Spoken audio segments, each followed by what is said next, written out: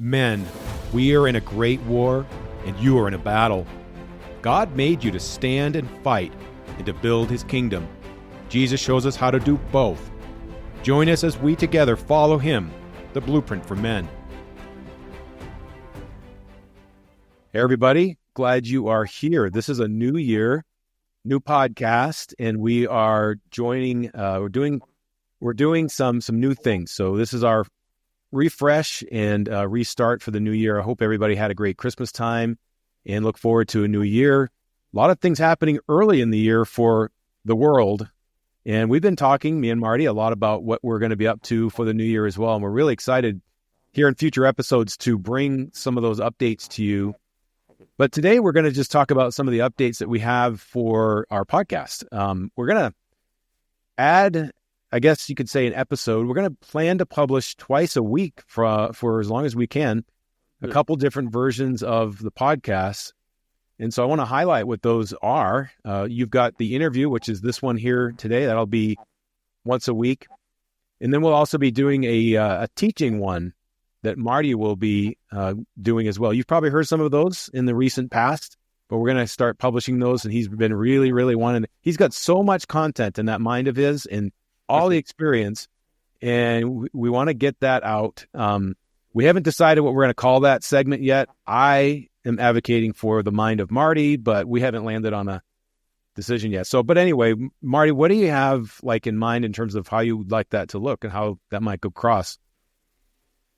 Well, let's just we've got a guy here that's joining us, James Milam, and we're going to be doing a lot of interviews this year on a weekly basis because in the end, what we get in an interview is a testimony. And we know when all is said and done for us as men, the greatest thing we have, as Revelation states, is the blood of the Lamb and the word of our testimony. And so the more testimonies that we can have on this podcast, I am firmly convinced the more powerful this platform is. And so we're going to be reaching out to regular guys, to people of really fame that we're going to get plugged into this podcast, people that we know that are near and dear, some that we don't know that well. But James is somebody that I've gotten to know James over the last number of months.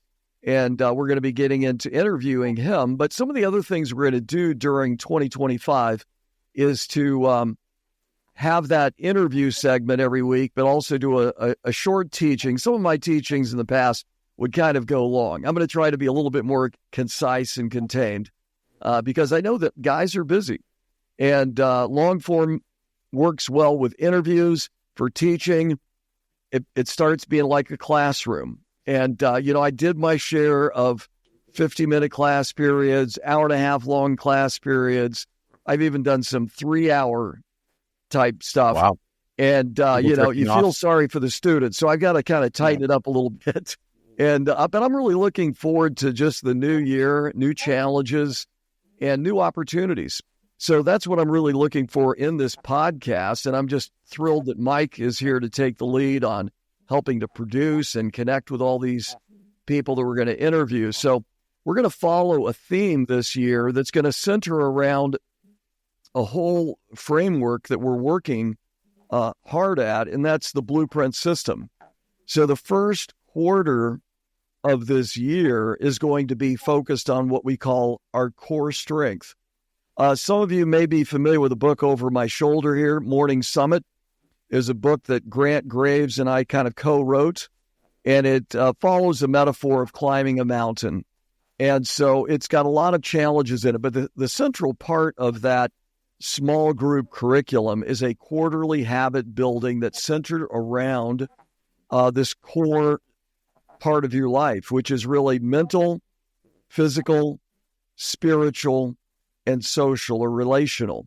So really the first quarter of the year, the first 3 months, are going to be starting with spiritual in the first month of January. The second month in February is going to be the mental or the emotional. It's a big part of our lives. And then the third month, March, is going to be about the physical. And so we're going to have experts and regular guys that are going to talk about these different dimensions of life. It's our core. I was talking to and here I am going.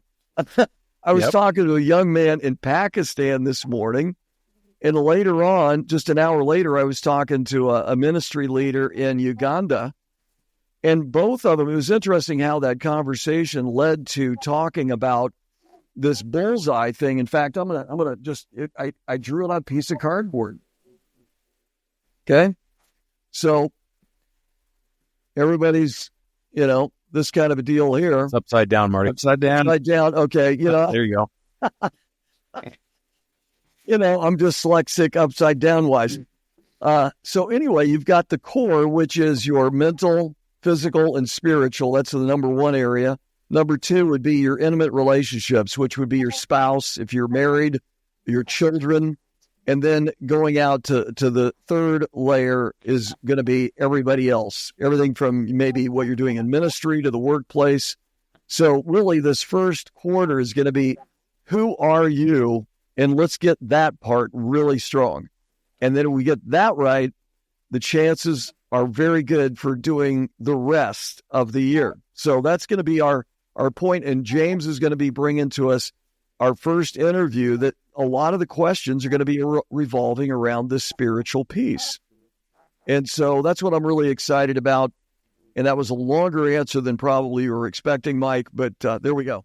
Well, this has been on our minds. We've been talking about this for a number of weeks. If you might have noticed, we haven't published an episode for some time. And part of that reason is not just because Marty's over the top busy, but also because, we've been thinking about how can we make this consistent? What can we do for the formatting to make sure it's something that's going to be very easy to consume, but also very highly valuable for guys. Yep. The other format that I want to make sure to mention, this is new to this podcast and the ministry but it's also something I've seen done before in other podcasts, is I'm calling it Ask Marty Anything. And it's dangerous. I know. And so what I would like to I might make up some answers on. Well, so you're going to have a chance to see the answers. I mean, we could kind of vary between only I see the questions and then pop them to you, or you can get them ahead of time. We'll experiment with that. Yeah, we'll have fun. So what I want guys to do listening to this, I'm going to compile, I don't even know what number of questions before, probably no more than 4 or 5, because that'll take up an hour, I'm sure, of just what questions do you have for Marty? Anything about living as a man in this world, anything about manhood that within the Christian experience for sure, that Marty can answer. I'm sure he'd have some answer for it, and we can talk about it back and forth. So to get that to us, email me, mike.hansen, Hansen, at blueprintformen.org. So, and I'll make sure that's included in our show notes today so that we can get that started. So once we have a number of questions, we will record and publish. Can't tell you exactly when that's going to be or how often they'll get going. I'd like to think that could be, pretty regular, but that'll depend on you guys out there if you want to ask any questions to Marty. All right. So with that, let's go into our time with James. You know what's funny? When I was emailing James, he has an email. I'm not going to say the exact email, but it includes Saint John is a part of his email. I thought that was kind of funny. And so James is Saint James. Sorry, not John. Did it say John or James? It's John. I'm James, but it's John. Yeah. Some people get confused. Like, is your name John or James? No, I'm just. Oh, yeah. What is it? In the Bible scripture. Oh, I know. Okay. Well, then it's okay. I'm not going to say what the email is, but my mind went to it's Saint James, but maybe you could have used the Book of James. I don't know. Yeah. But we've got a saint here on our program with James here. So that's right. James, looking forward to hearing from you today, and I'm sure I'll pop up with some questions, but I'll let Marty start it off here. You guys have known each other for a little while, and I'd love to hear how you two got connected. Okay. Sounds good. Yeah. So Mike will pop in once in a while. This is a dynamic. We don't have a script. It's kind of free form, and that's the way we like it. Spirit leads. And so we've prayed before this podcast even began. And so we're just asking God to bless the listener, each one of you. Amen. Because it's not about us. It's about Jesus. And that's the blueprint that we're really focusing on how can we live lives like Jesus, what he's calling us to live. So James, let's get into unpacking your life. You've been in ministry, but you've got a journey that brought you to where you're at. So tell us a little bit about who is James Milam, and that name. It took me a little while to get. How do you spell your last name? Because it's one I'd never heard of. Okay, it's a Milam, Milam, kind of like Milan, Italy, but just an M on the end, like in the front.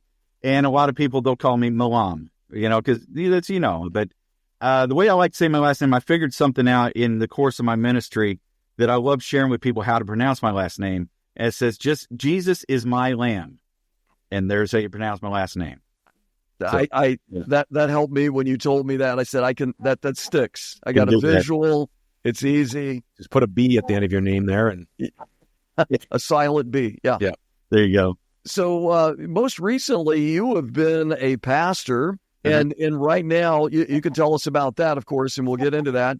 But the way we connected was that you have felt a calling on your heart to do something that very few men have the courage to do. But I've talked to a lot of guys that go, man, that is so cool. I'm glad you're doing that. But to have the courage to step in and do this, what is it that God's calling you to do? Well, in my last 13 years of pastoral ministry, I always was drawn to an aspect of ministry, and it was men's ministry. When I was in Texas, I was part of the men's ministry team and really, really loved it, engaged in it.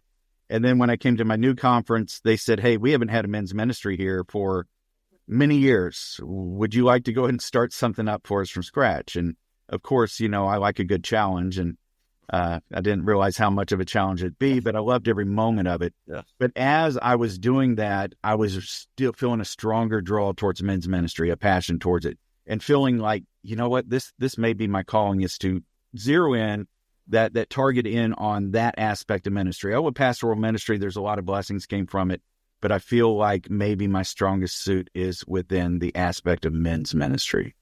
So as the conference men's ministry director, it just got me into that more, and started feeling, how God does. He'll start with something small, and then he just starts increasing until it's undeniable. You're like, okay, I better look into this and see if that's what he's calling me to do. Now, how I found out about you is I was conducting a seminar at one of our churches here in the conference, and a guy from your conference showed up. A guy named, can I share his name? Sure.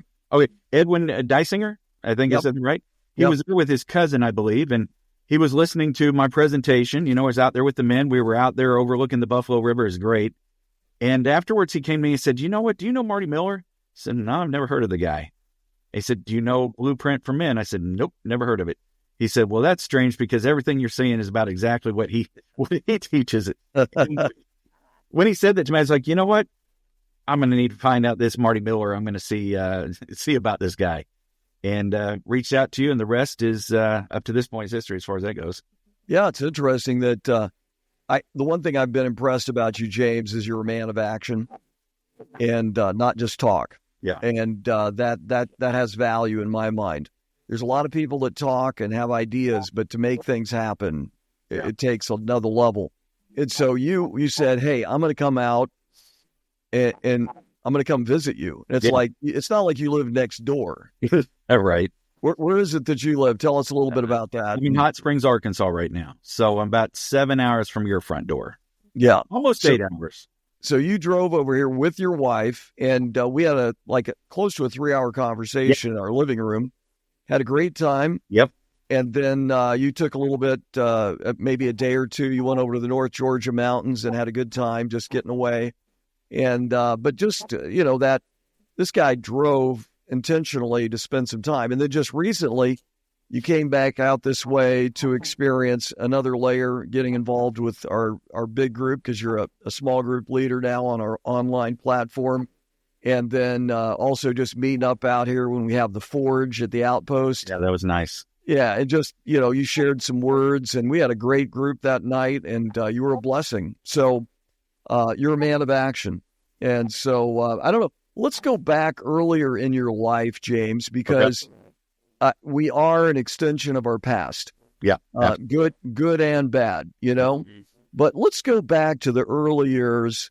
Tell us about those formative years of your earliest, like up into your early elementary years. What kind of life did you experience? What were your parents like, siblings? What did you love doing? What kind of stuff really got you excited about life? Okay. Well, I'd like to just piggyback real quick on you saying we're an extension of our past. I like the story of Moses. Moses, he was raised up to be a leader in Egypt. Then he was sent out of the wilderness for 40 years, and then he led the people. God used every bit of his experience for his current experience. So I want to say to men that whatever path you've been on, God can use every bit of it, piece it together to make sure you're on the right path he wants you to be on. So I look back now on my past and see things. It's like I was running from God in ways, but I see how he used it now to shape me to be the man that I am today. God will take, Romans 8:28, he'll make all things work out for the good of those that love him. And back then I didn't realize I loved him, but I know now that I do. And he's taken these things, a lot of, we all live life. It gets dirty. It gets, messy. And mine certainly has more than most, I think. But yeah, to go back, I'll kind of try to condense it, shorten it. I born and raised Seventh-day Adventist in the Seventh-day Adventist faith. As born, I was raised in a mixed family. My mother and my father married, later my stepmother, and which we call her my mother because I was 5 when she came in the picture. But she brought in a couple sisters, and we were like, everybody called us the Brady Bunch because we were a mixed family, But we didn't know any better. This is what we knew from little. So, there was never this step or half brother and sister with brother and sister. And it just worked out really good in that way. But raised Seventh-day Adventist church. But, like many young men, caught that the enticement of the world. And by age 18, I decided that, that's the path I wanted to pursue. And as soon as I had a chance to walk away from the church, I did. And, I like to blame it on external things, the people treated me this way or that way. But no, it was me. It was my decision. Ultimately, I wanted to get out there and experience these things. And, with that comes consequences. And I've had more than my share of consequences with it. But so when I did that, I left the house and I joined the Army. It was during Desert Storm. I always, from a young age, I wanted to be a soldier. That was something I wanted to be.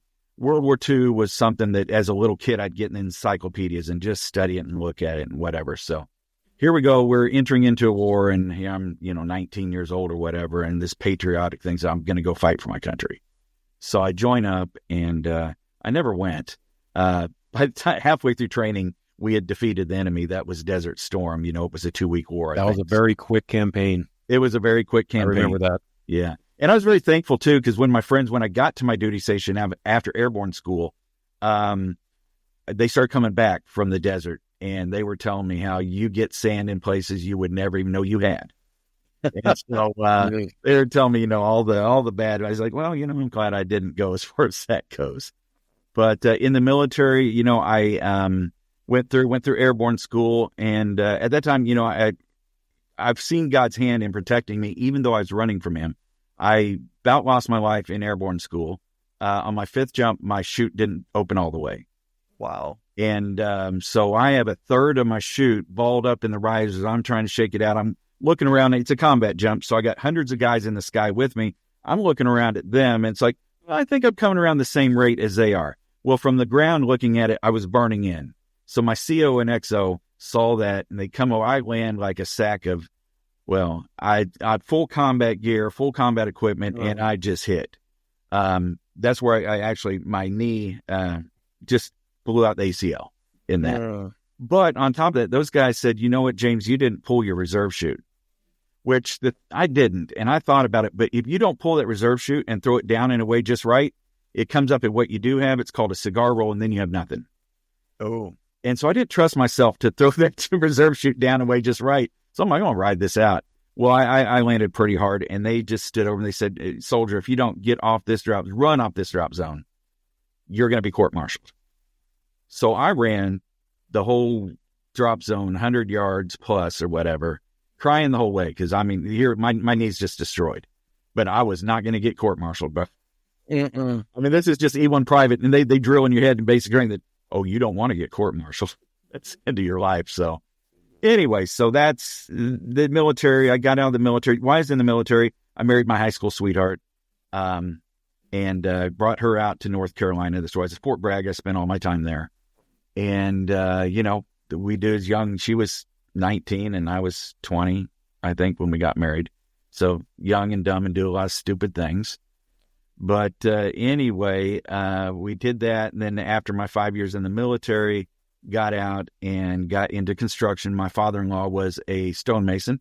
And he said, well, come join the union. You can be a hod carrier. You can learn this trade. And that's how I got into construction. And then from there, that company went under after I did a while, learned how to be a stonemason. I was like, you know what? I see I can do this. But I had $100 in my pocket. That's about all I had. But a lot of determination and people telling me I couldn't do it. And that's always for me. Tell me, if you want me to do something, tell me I can't.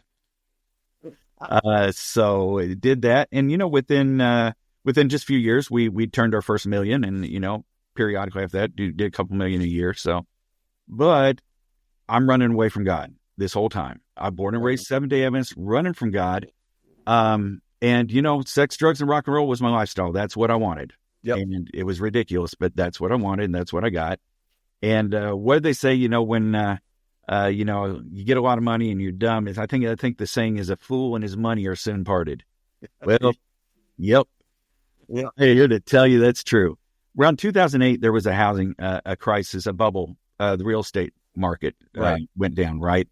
And I was, faster in the construction business, and I had, almost $200,000 of receivables out there just waiting to get work we done, stuff we paid for, waiting to get in, and people stopped paying.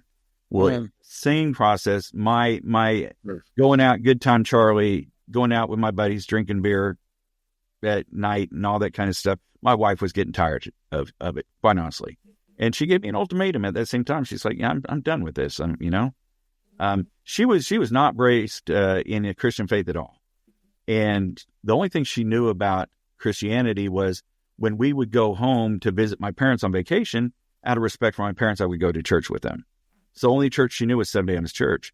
She starts feeling this call to go to church. So she looks up a local Seventh-day Adventist church, starts taking our kids while I'm still out doing my thing. The Holy Spirit every day saying, James, you know better. Here she is. She don't know what she's doing. She's going to church. You know better, and look what you're doing. So he's beating me up. And then when she gave that ultimatum, I was like, you know what? My whole world was crumbling, everything. Yeah. And that's what God does. Sometimes when you think you're your own God, money is your God, he's going to show you really who God is. Right. And he did. He brought me to my knees, and I'm very thankful for it. So I started going to church, and as that goes, it seems like every sermon that preacher preaches is exactly pointed at you. It's like he's talking to me. So at that point, I made my commitment to recommit my life to the Lord. I said, I'm going to go through all these Bible studies. I'm going to go through it fresh. I was baptized at age 11, yep. But, at age 11, I meant it, Sure. But it really was a real thing when I went back through it all and made the decision as an adult for myself. But God knows me. I'm prone to wander. And he's like, well, we're not just going to let you come back in and stay there. I want you to go into pastoral ministry. I did not want to go in pastoral ministry. I am not a public speaker. Nope. I really, Moses, I'm alongside him there. He's like, Lord, no, come on, please. And wouldn't let me go. And I threw a lot of fleeces out there to see and opened the door for me to go to college. I never wanted to go to college. I was like, I'll make it through life on my own. But in order to be a minister, that was the deal. So how long was it between your first, when you first heard God suggest that to where you're like, okay, it was pretty quick. Was it really? So I got baptized in April. After the Bible says, after I got baptized, I was already on my way to Southwestern because my uncle was a conference president. I said, hey, here's what I'm hearing, what I do with it. And he said, well, why don't you go down to Southwestern, talk to those professors and see what they think. Well, when I got down there, talked to them, he said, yeah, you need to be here. But it was a miracle just for me to be there because one, I graduated high school with a 1.7 GPA because I hated school. And then also I had to write my life story. And in that, they read that. It's like, oh, we don't know. They had to have a whole board get together and decide whether they wanted me on their campus. So I was put on academic and moral probation for the first 8 months just because of my past. But yeah, so it was April I got rebaptized. By August, I was enrolling in Southwestern Adventist University. Packing up the family, didn't know anything we were doing. We just knew this was God through various fleeces being fulfilled. This is what he wanted for us to do, and it was a whirlwind journey for sure. And so what year was this, and how old were your kids? Because this is, a non-traditional pathway of what everything is non-traditional. You know what I mean? And yes, most absolutely. people, they go through a college degree program, they go on to be a minister, and they get their marriage and kids, and there's a certain sequence that things just, this is bass backwards. It's like, what are we doing here? So what time frame, how old are your kids, what's going on? That was God turned me around to around 2008, somewhere between 2008 2009. I got baptized April 2009. August 2009 I was entering into theology school. My kids at the time were, my son was 11 and my daughter was just entering into high school during that time. So it was quite a transition for them. I mean, here they went from having everything, whatever, to having nothing. And you were in, right before that, where were you at, in North Carolina? Kansas City, Missouri. That's Kansas City, okay. That's hometown for us. Okay, good. So that's where the business was. After I left North Carolina, I went back home to Kansas City. Yeah. I got you. Yeah. I got you. Cool. As you were talking about your military service and stuff and your age and everything, you and James have some commonalities, in that regard. I'm sure you guys have talked about that with yours in the Navy, Mike, and Air Force. Yeah, the Air Force. Not the same. I knew I liked you, Mike. I tell you what, the Air Force guys, Army guys, I always got along with. Man, right. If you're a Marine, forget about it. That was Marine for me. Air Force. Yeah, I also mobilized for Desert Storm as well, but we didn't go anywhere. Yeah. Okay. And then you were about 10 years removed from my experience over at Southwestern in Keene, Texas. There, I was in the late 90s in my ministry training. Gotcha. Nice. I was full blown construction at that time. So what was it like when I first? When I first walked on the Southwestern campus, I'd never set foot on a Christian school campus at any point in my life. Okay. So I had a wonderful experience of just all the neat people I met. And I'm wondering, what was your experience being, living on, well, you probably did you live on campus since you had a family? No, we lived off campus. We lived in Burleson. So, okay. And I didn't live on campus either. I lived in an apartment in Keene, but okay. What was it like for you just getting immersed in that study of theology? I tell you what, it was strange for me because here I'm 40 some years old. I'm going, school kids are my daughter's age, just basically. Yeah. So that was strange. So you felt kind of like, but yeah, it's just the theology. I was so fresh and new back into the church. I was so excited about it. I was just like a sponge. Everything I could get my hands on, every book I could read, everything. I felt that I needed to play a lot of catch up. I spent 18 years running from God. I needed to make up for those 18 years that I ran away. So I spent a lot of that time, definitely in books and, just trying to play catch up, really. So didn't have a lot of experience with the people there. Had some great theology professors at the time.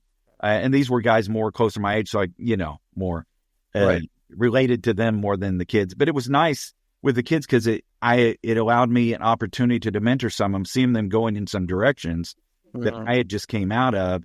And I could let them know, hey, this is where you're going. This is where it ends up. Man, turn around now. Don't you think, James, that you actually see that as a first taste of ministering to younger men? It was. I think that probably, now you talk about it, it probably was one of those things where I felt a bit of the calling for that particular part of ministry. Yeah. Yeah. Just, it felt like that has real substance, that has real connection on an authentic level. Yeah. When you're dealing with younger people, but really anybody, there are times in your life where you're at that fork in the road and you need to make some choices. And I believe that if our radar is, working and we're aware and being led by the Spirit, these opportunities, when they come, we don't miss them. If we are not aware, we miss them all the time, and there's so much joy in that. So that's just what I want to say. And anybody listening to this podcast, it's like we all have these opportunities, and there's so much joy in it, don't you think? Absolutely. Oh, absolutely. The thing is that's how God designed it. Exactly. The more you give out, the more you're going to get to come back in. That's right. You can't outgive God in that way. And that's, as a pastor, this is what I tell people. I said, if you are being attacked in any way, if you're hitting some depression, if you're going through something, you do your best to seek out somebody that's going through the same type thing, and you minister to them. You pray for them. You show them God, whatever. And in the course of doing that for them, you're going to get what you need for your own issue. 100% of the time, that's remedy. It's interesting. My wife and I, we went out to lunch today, went to our favorite little Thai restaurant, and saw a guy that I hadn't seen in a while, and I didn't recognize him. Mm-hmm. Mm-hmm. He was so gaunt. He had a beard for as long as I'd known him, and he shaved his beard, and he just looked terrible. Mm-hmm. And, you don't tell somebody, hey, you look terrible. Well, yeah. But I put my hand on his shoulder, and we just started a conversation. There was a bunch of people around their table, people that we knew. My wife was talking with some other people at the other end of the table, and I just kind of pulled up a chair and started talking to this guy. And he had been a blue-collar worker all his life. He had worked in construction trades, and then he had worked at Southern in what's called, a service department. So everything having to do with cleaning the campus, basically, and moving furniture around and stuff that's kind of thankless work many times, but very important. And during his years and let me just back up, he's got stage 4 cancer right now. Oh, wow. Okay. And it doesn't look good. And he's just going through a lot. But, when you hit those kind of PTSD moments where you go, this is not going to turn out well, and barring a miracle, you're looking back at life. A lot of people are calling him up, and a lot of former students that worked for him and telling him how much they appreciated his friendship, his mentoring, the guidance. He wasn't a professor, but he had such tremendous influence because of the type of work he was doing. And he got that, and he connected with those students. So I guess I'm making a little advertisement here, connecting to your story. Wherever we're at in life, these are some of the most important things, because as he's looking back on life, he's going, my life mattered. Yeah. And that helps him in his current time. Totally. Yeah. When you re-look at it a different way, the fact that was brought to them that way, that's going to be a blessing to him. Exactly. You look back and say, yeah. So let me go back and ask another question from earlier in life, because, you got to 18 and you indicated you just like, okay, I'm done with this. I'm going to go out and do what I want to do and live the life of rock and roll and whatever. All that. Yeah. Yeah. All that. And, kind of go to the far country. Yeah. What in your early life, your experience with religion, with God, brought you to that point? Every man goes through a journey with doubts and questions and rebellion. And what led you to that point? It never was doubt. I've always had, I always look at things logically. So as I learned and grew, it just made sense to me, the Bible, everything. I never doubted anything that we believed. But me, it was rebellion. I was in charge of me. I wanted to stay in charge of me. Right. And then I got to the point, I was like, I'm not a hypocrite either. I mean, I'm either all in or I'm all out. There you go. If I'm going to hell, I'm going in a Cadillac, bro. I'm not going to play around. And I come into church, I'm all in. Yeah. That's just my personality, I guess. But rebellion, it was selfish. Just, I want to do what I wanted to do, and nobody didn't tell me any different. Gotcha. Yeah. I don't know, Mike, you have any thoughts on that? You kind of had your own path that was similar but different. Well, no, I didn't grow up with any church or religion, so I Okay. I went the opposite at 20 years old. I chose God and chose the church. Wow. That's amazing So- testimony to me because I had no interest. Yeah. Wow. But see, this is an interesting study, that you have two different men, similar life pathways, but different timings, these decisions, because I think too often with our young people, they see this confliction of freedom and God. I know this past fall, we had several men's retreats that were all built around, built for freedom, that we are made to experience freedom. But growing up, I don't care how hard you try as a parent or as a pastor to paint a picture of God being love and he gives freedom. There's something about that journey of growing through the teenage years that you see restriction. Yeah. You see he's a killjoy. Yeah. And I want to experience this other stuff. Yeah. Well, and part of it, and I think they mean well. Our parents and leaders mean well by it, but Sure. I think it's a very detrimental is they help put you in a position where you start thinking and saying, I can't do this. I can't do that. I can't do this. If we would train the minds a little bit to more that I don't want to because I love God, things like that. So Right. I think I got into a lot of, you can't do this, you can't do this. And that took where it took over my mind and so I can't do that. And I want to get out and do what I can't do. Yeah. So yeah, I don't want, and that's another thing I should change that, play a mental game on yourself, change the I can't to the I don't want to. And Right. yeah, they give you a head start in the right direction. Cool. Just within Cool. yourself, right? I don't know if, Mike, you have any thoughts on that with your own journey? No, I mean, my journey included going from not knowing anything about God to within about 5 years pastoring churches. And so, Fast track, I guess. Same here. yeah, so I'm curious, you transitioned out of ministry training to ministry itself professionally. So how did that go for you? And did your family know what they were getting into as well? No. My wife definitely didn't know what it took to be a pastor's wife. My son was young enough, man. He was at that point where right before dad doesn't know anything.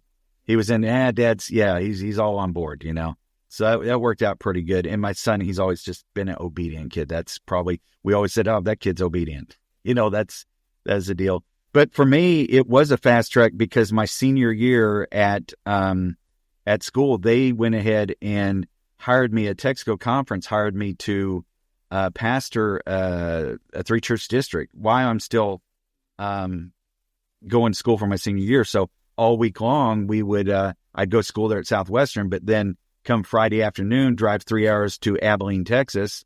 The conference set us up with a house.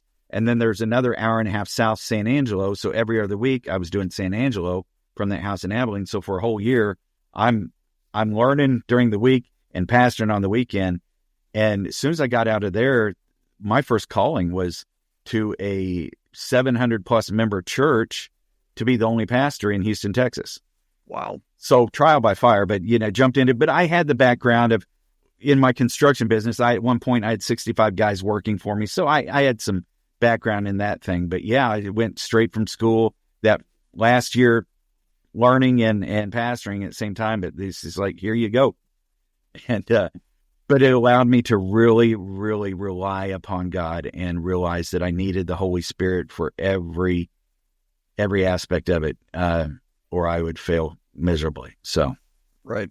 Yeah, that was the biggest thing I got out of just relying on asking the Holy Spirit, please help with this, every little thing. Yeah. So my wife has her roots in Texas. She was born and spent quite a bit of time in Houston. And so when you said you spent time there, and my wife came from the Dallas-Fort Worth area as well. And so I know kind of those areas pretty well. We were married actually in Burleson, Texas, 40 years ago. Hard to believe, but that was because that was where she was from. We got married back there. So yeah, let's just transition in your interview testimony here. When you think about life, back to my see if I can get this right. The 1, 2, 3.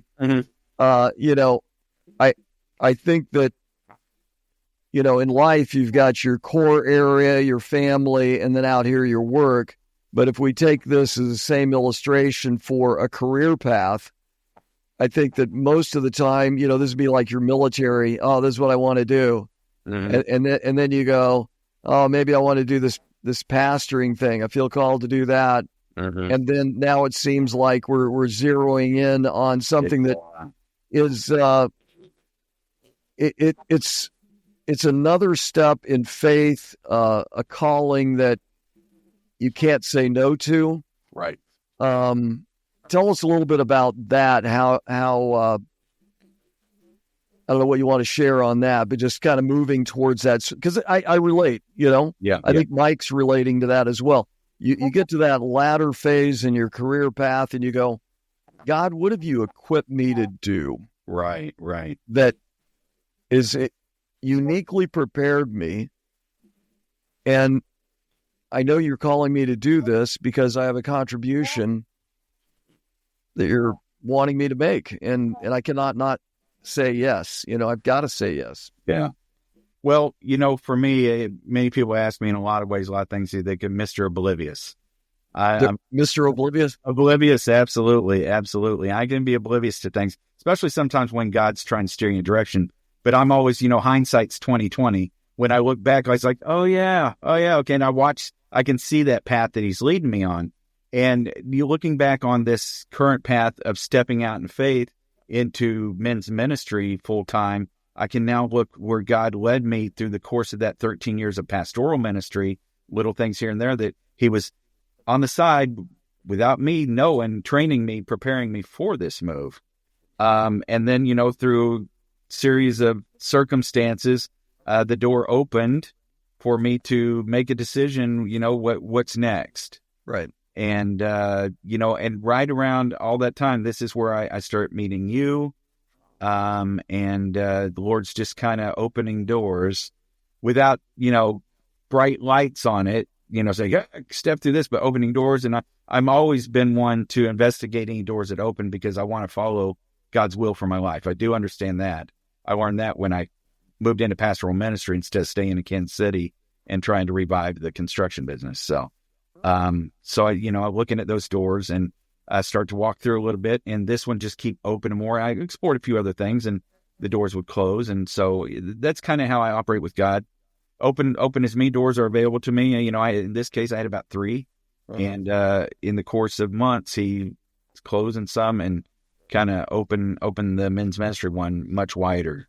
I'm like, okay, and that's one of the things I learned from that pastoral jump from the world to construction is to step out in faith. It's fairly easy for me to step out in faith in that way because I've already experienced it. On paper, when we got down there, we didn't even know where we were going to live. God opened the door for where we live. On paper, my wife was making $10 an hour and had me and two kids in Advanced education. On paper, we were $800 in the hole financially.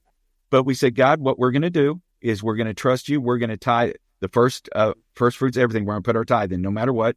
We're not going to ask anyone for money. We're going to trust you. Put us on this journey. You'll take care of it. And I tell you, for those 4 years, he did in some of the most amazing ways. If I could share a testimony. Just one thing is I love this. Sure. When I tell people about being faithful to God in their offerings. I don't remember what the bill was, but we needed about like $487.10. Okay. So we, as was customary, me and my wife, we took it to the Lord. Lord, we need this. We don't have it. We don't know how to get it. And we just sat back and then we decided, wait, because that's how we had operated. Well, around the time that it needed to be paid, I get a envelope in the mail. I got a letter from my sister. And my sister sent me a check, not for $500. My sister sent me a check for $487.10. No. Yes. And so I called her. I said, how did you know we needed that money? She said, last week, the Lord woke me up and said, send this amount to your brother. Oh, my goodness. Come on, guys. That's just It wasn't $500 to come. No, it was to the dime, brother. HF. Wow. Yeah. That's a testimony. That is a testimony. Oh, it's as powerful it gets. So with that kind of testimony, to step out in faith and knowing that, okay, right. I don't know how we're going to finance all this. I don't have a clue. And God's opening some doors and we're seeing a little bit, but I'm just going to keep walking because if it's his will, it's his will. Yep. And if I got to do my part, I got to. That's right. Yeah. Yeah. I don't just sit back and, wish and hope and but then, you're not going to be that guy sitting on the roof and the floods all around. The helicopter comes and you say, "Get out of here! God's going to get me. God's going to take care of me." Well, maybe the helicopter's for you, right?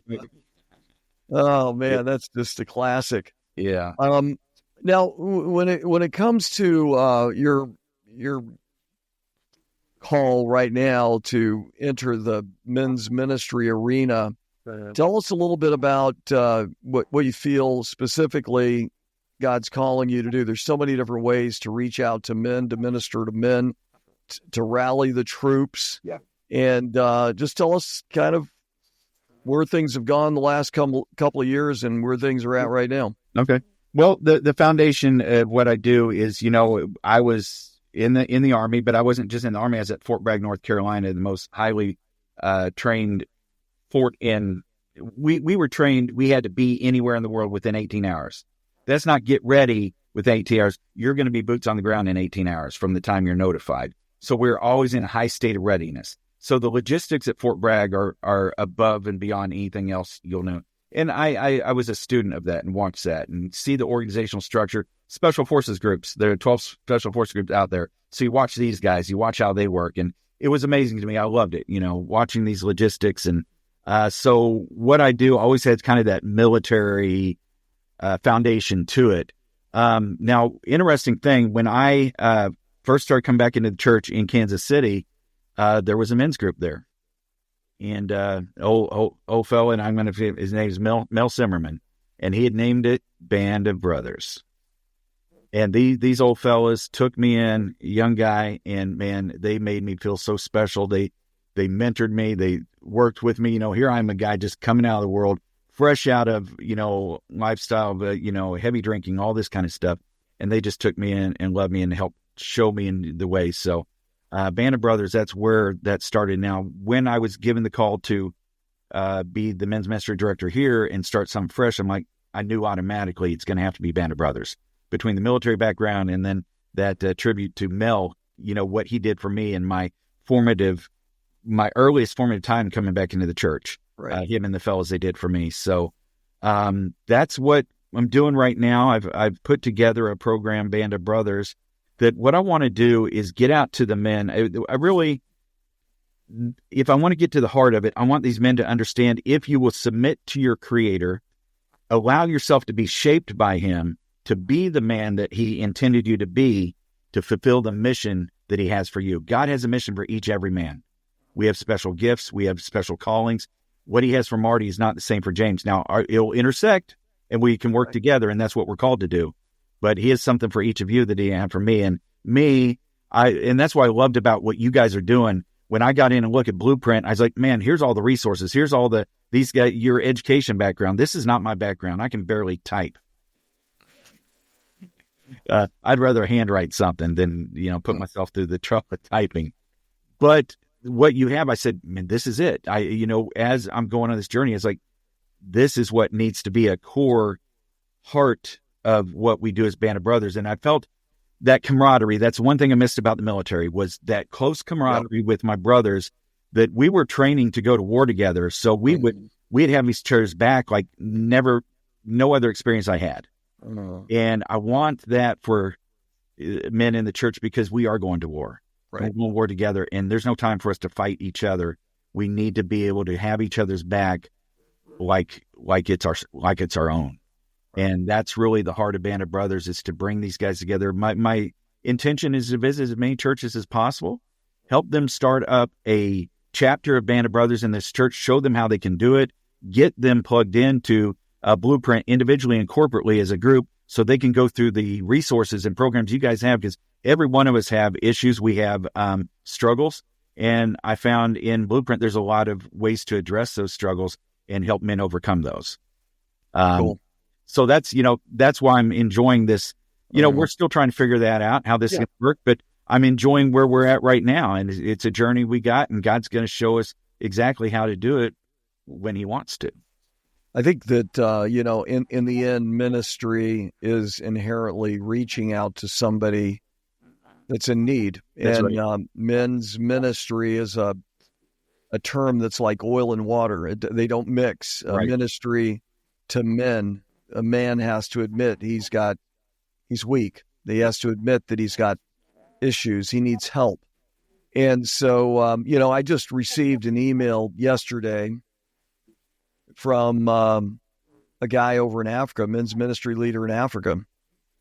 And he did a survey. This is over in Uganda. And the reason I'm bringing this up, because this is a universal plight of men in today's modern world. Okay. So he did a survey of 248 men. And out of this survey, he was trying to see if they were leading out in worship in their home. And I'm reading his email here. 71% said that they were really not having worship in their home with their family. 71%. Issues in the bedroom. In other words, there was not sexual intimacy in the home. It's a problem going on there. 82% said that there's issues in the bedroom. Okay. That's how he stated it. And then out of the survey, communication in the home is leading to home breakdown. That's 88%.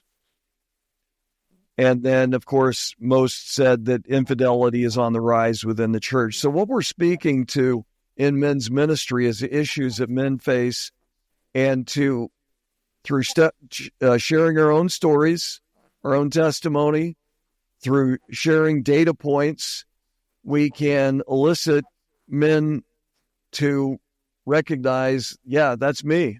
Yeah. And then to ask the question, what are you going to do? That's right. And who are you going to do it with? You're not going to do it alone. No.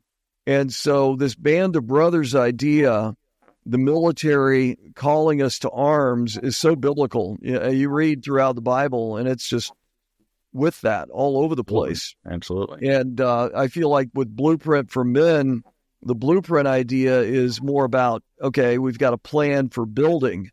Yeah. But the plan is also defending. It's kind of that Nehemiah concept. Exactly. And to me, God has perfectly equipped you to be that because of your background in the military, in construction, in ministry. He's calling you. Yeah. And I just appreciate where God's leading you in your response. Amen.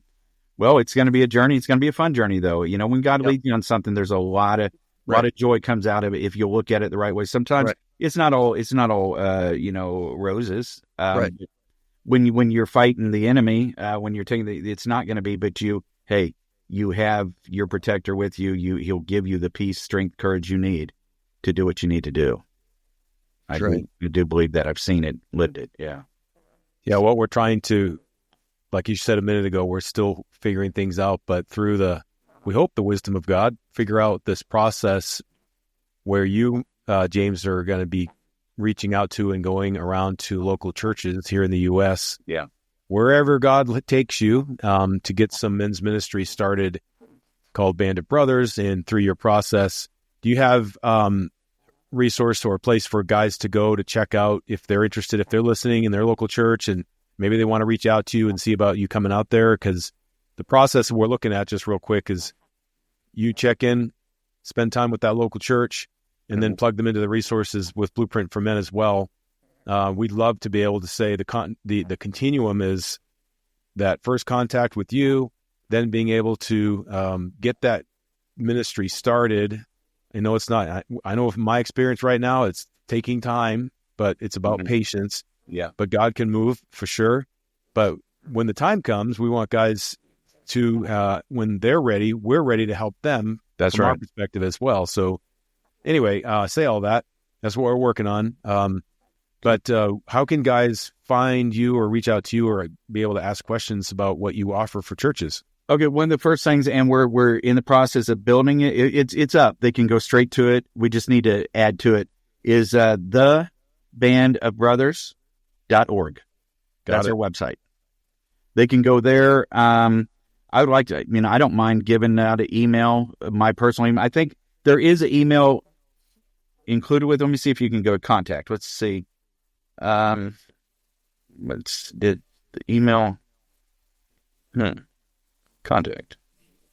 Okay. Well, I'll tell you what, my son who does my website will be in town this weekend. So I'll make sure the contact information's on there. Cool. Right here, I'll give my phone number and an email. If anybody wants to contact me now, I'm fine with that. And I'm here, not only remember I'm pastoral ministry. So if anybody out there needs prayer, they want to, they have similar background, something like that they want to know how I made it through that or whatever, call me. We'll set up a time where we can talk and I'll share with what I know and I'll pray with you and see what we can do to help you on your journey, because that's what it's all about. No man left behind. At Brothers, Band of Brothers, we're going to reach our hand back and help pull them up to where we are. And hey, sometimes maybe push them ahead of where we are. It's not about being ahead of guys. Sometimes God wants them in a path ahead of you and you pull them up and you push them forward, right? That's the way we're going to do it. And no man left behind. We're going to be a band of brothers that, something that we're going to be so close together because I do believe Jesus is coming soon. Oh, yeah. We're going to have a strong, tight-knit group because we have the greatest mission the world has ever seen. Yep. We are the men that are living in the days right before Jesus comes, and he's calling us to something bigger. I believe that. And we can have the best plan in the world, but it's going to be the Holy Spirit and God leading in miraculous ways is going to bring it all about. But he's going to choose the prepared. My wife, I love her, and she has a name Gale, Gale, which is a nautical term for a wind speed that's just below a hurricane. Right. And she's got a lot of passion, and that's what I love about her. But I looked up the word gale, and because it's a nautical term, it says only seasoned sailors can navigate safely outside the harbor in such conditions. And the reason I'm sharing this is that I believe that a lot of what we're doing in men's ministry, calling men up to learn the ropes, to handle the wind of life with God's help, with his peace and assurance through the storm, that's going to allow them to provide the strength for others in what's coming, because the winds of strife are going to be let go pretty soon. That's right. Hey, with that being said, Mike, you were talking about you're trying to figure out a name for the Ask Marty or whatever. I think I got a better one. Segment. Let's go with Ask the Admiral, because we got the seasoned sailor here. Yeah, in the gale force. You brought up Navy. I can only count in hours the amount of time I've been on any kind of boat. So I've never even been on a cruise. Okay, well, me either. But you've been through a few gale force winds, though. Yeah, for sure. So James, what contact info do you want to share? We'll make sure it gets placed on our notes as well. Okay, right now it's St. John, and spell that out, SAINT, JOHN. Okay. 1415, and that's reference to one of my favorite scriptures, John 14:15. If you love me, keep my commandments. But it's St. John 14:15 at yahoo.com. Got it. And then if you got my phone number's fine too, 816 okay 985 1063. All right, we'll make sure that's included in our show notes. So one thing that just occurred to me as I thought about this, and I know we've talked about this, I wouldn't say backwards and forwards, Marty, but we're beginning to, and that is this process of discipling men. And so the focus that we want to bring through what we're doing, I think this might have even been sparked somewhat from our last conversation we had, our last podcast that we published, when it came to just discipleship. Because I think the process that we're looking at, this continuum, is we're not going to assume churches aren't discipling their men. We're never going to assume a pastor is not discipling his men in his church either. So I know the message I've heard you say a number of times is we're not here to replace a pastoral ministry in a church. We're here to help it and to make sure that if there are gaps, which I hope a pastor realizes there are gaps in his ministry or her ministry. We're not perfect. I'm coming from exactly. Ministry. And that one of those gaps tends to be men's ministry. So we found that out. I found that out in this time that I've been working with Marty.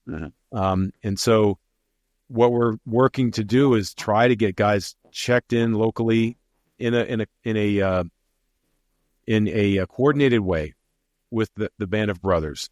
And so it's through that process of getting to know your brothers in your church even better through an intentional process. That's what Blueprint for Men offers, and a deeper discipleship that happens as well. That's right. So that's in a nutshell what we're working to do, and we're going to try to incorporate all of that with our podcasts, our interviews, as we ask questions, as we discover from various men from various stages in life, different expertise, places that they've been, and life experiences.